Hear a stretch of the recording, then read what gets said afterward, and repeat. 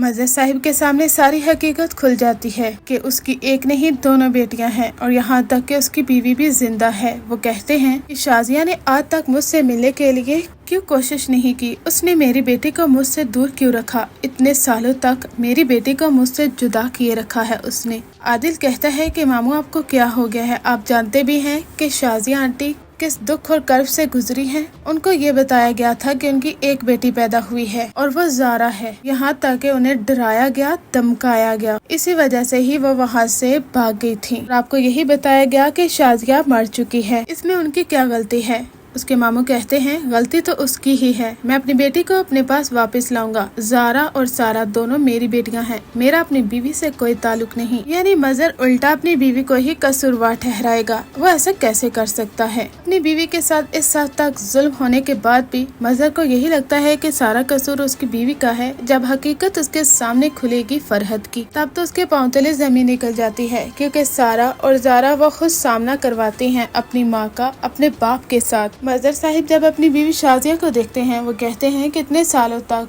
क्यों मुझसे ओझल रही, क्यों अपनी हकीकत को मुझसे छुपा कर रखा। शाजिया कहती है कि इन सवालों का जवाब अपनी बहन फरहत से क्यों नहीं पूछ लेते। मजहर कहता है कि फरहत बीच में कहाँ से आ गई, मैं तुमसे पूछ रहा हूँ शाजिया कि मेरी बेटी को मुझसे दूर क्यों रखा और ये क्यों बताया कि तुम मर चुकी हो। आखिर तुम्हारा क्या प्लान था इन सब के पीछे कि मुझसे इतनी बड़ी हकीकत को छुपाए रखा। शाजिया कहती है कि सारा और ज़ारा, मैंने तुम लोगों से क्या कहा था। जिन लोगों का रवैया सालों पहले तय हो वो कैसे बदल सकते हैं, वो अपनी असलियत दिखा ही देते हैं और यही उनकी औकात होती है। ये सुनकर तो मजहर को काफी गुस्सा आएगा। वो कहता है कि शाजिया अपना मुंह बंद रखो, आखिर तुम ऐसा कैसे कह सकती हो, और फरहत पर इल्जाम लगाना बंद करो, सारी गलती तुम्हारी है। तुम मेरी बेटी को लेकर यहाँ से भाग गई थी और ये जाहिर किया कि तुम मर चुकी हो, हालांकि तुम जिंदा थी और तुम्हारी बेटी भी तुम्हारे पास थी। मुझे तो ये समझ में नहीं आ रहा कि तुम अपनी बेटी को हमारे पास क्यों छोड़ कर गई थी। अगर छोड़ कर जाती तो दोनों बेटियों को छोड़ कर जाती। यहाँ पर ज़ारा को काफी गुस्सा आता है। वो कहती है कि बाबा ये सच है कि आपने अम्मी पर जुल्म किया है, इसी वजह से ही उस डर के नतीजे में ही अम्मी वहाँ से भागी थी, लेकिन अम्मी को भगाने वाला कोई और नहीं, आपकी